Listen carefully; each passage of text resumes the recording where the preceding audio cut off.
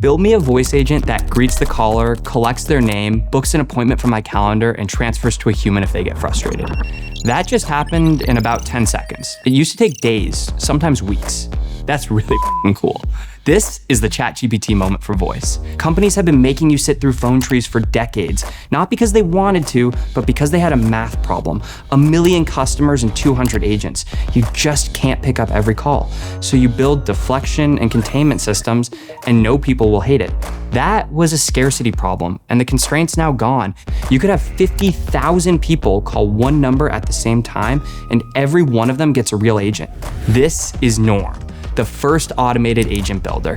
You just describe what you want your agent to do in plain English, and our AI builds it.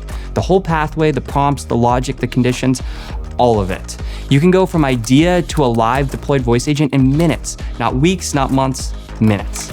And if you want to change something, just tell it what to do. It'll change it right away. There's really no reason to keep your customers on hold anymore. This is Norm by Bland. Give us a call and try it for yourself.